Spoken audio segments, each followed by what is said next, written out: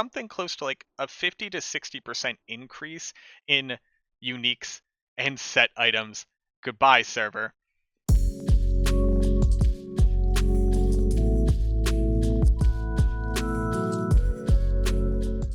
So recently on the Burizazon, now that we've done just about everything that you can do on her, if you haven't seen, we've done declone solo on her, we've run every map type on her, we can solo Ubers, all of that is all well and good. I wanted to see what are some of the other strengths of Burizazon, and one of them is that you can very easily stack Magic Find on your build without really suffering at all, without losing kill speed, without losing clear speed.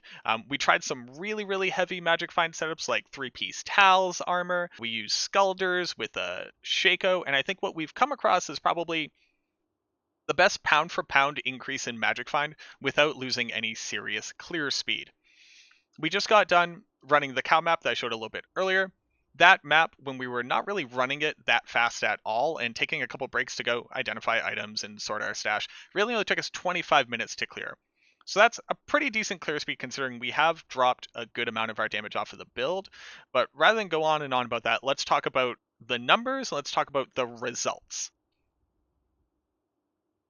On gear, we have 357 Magic Find, which means on every map that we run, which you're going to have the 155 Magic Find, we are sitting at 512 Magic Find on this build. Now you're going to ask, well, how do you not sacrifice overall clear speed? Let's talk about damage. So first and foremost, our res is finally in the white, but our damage, our max damage right now, with our Merc, and self battle command bow, we're still at 4,000 to 14,000 damage. We're still at the max IA's breakpoint. We're at the 11 frame attack for the Buriza.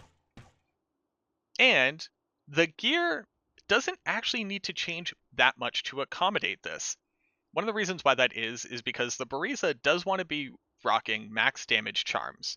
She doesn't want to use skillers, she doesn't want to do anything like that, and we don't need a lot of life and resistance because we clear the screen before the screen ever gets to us.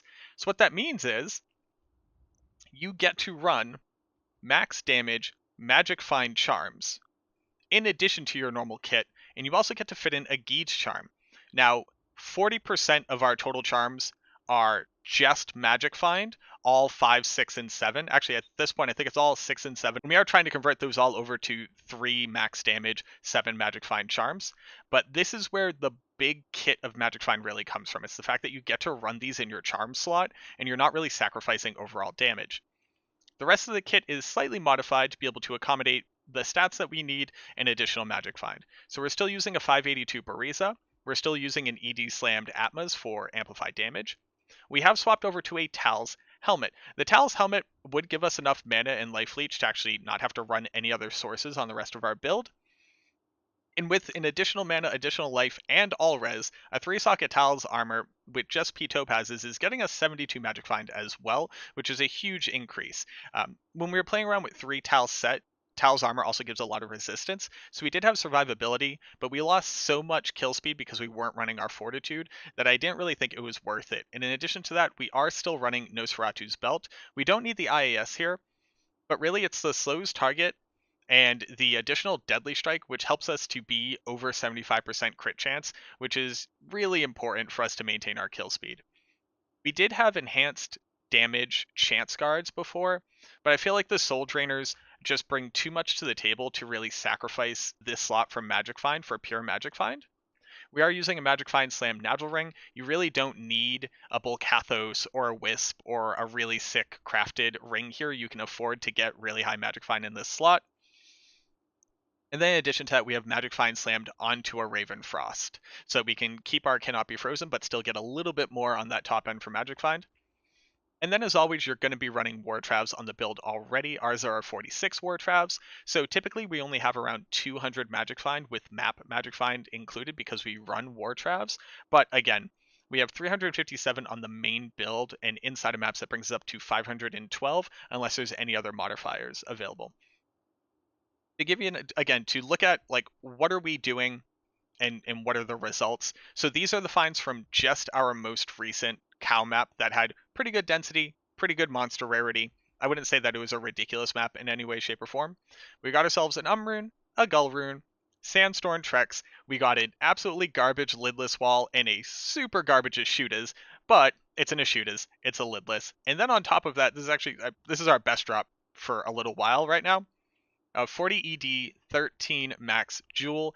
Right now, this is listed at 3.5 high runes or a Burr rune on the trade site. I think you could easily get that. I might just hold on to this so I can eventually swap over to 40 ED or max damage Jewels in the Bariza. But this is just another one of those really strong points for the Bariza as a whole. We did swap out at one point. We had dual Nagel rings, chance guards, 3-piece tals, and 60% of our charms down on the bottom were all magic find. We've only recently swapped into a couple max damage magic find. And while this was increasing our overall clear time, we weren't dying. It's not like we lost our ability to just mow down whole screens worth of monsters. They were just taking between 4 to 5 attacks to actually kill a group. And on things with much higher physical damage reduction, that was going up to like 6 or 7 shots. So it was much slower, but functional. I think this kind of hybrid between high magic find, good magic find, and good magic find down here, while still keeping those core pieces that bring so much damage to the build, your soul drainers, your fortitude, your Nosferatu's coil. We are at this really, really sweet point where we're getting the clear speed that we want and also just getting strictly better drops. I've tried to keep account of how many set and unique items, not just super GG items, but set and unique items have been dropping in maps since we swapped over to this. And I've been trying to get a better idea of what does this magic find actually do. I know a lot of people have the understanding that after 200 magic find, there's no reason to continue to increase it. First and foremost, the actual measurement for whether or not you should increase the magic find that you have is, can you keep killing at the current speed that you are and have more magic find? So the answer is always as much as you can stack without hindering your ability to be successful at clearing a map, a boss, a farming area, whatever it is. There's been something close to like a 50 to 60% increase in just how many set items and unique items we've been seeing in maps, and then obviously a much larger increase in rares as well. That doesn't mean every single drop is GG. There are Sanders in there and Saigons, and there's, random uniques that you would never use. But the fact is, it is increasing how many chances we're getting at rolling for these GG items that you're looking for. So keep that in mind. Give it a shot. I think you'll be surprised by how much magic find you can easily fit onto a Burizazon, again, without really lowering your overall clear speed and without dangerously reducing your defensive capabilities or anything like that. I'm going to keep farming with this because it's just more fun getting more drops. I mean, that's just what it comes down to. Like, getting more chances at really GG drops. I pick up every single rare item to identify it, see if we get anything cool there, and it's been a ton of fun just seeing more drops in general, and realizing that a multi-shot Burizazon can do this really heavy magic find style of farming that you typically only see on your paladins or sorceresses or barbarians. So thanks. I hope you enjoyed it, and I'll see you in the next video.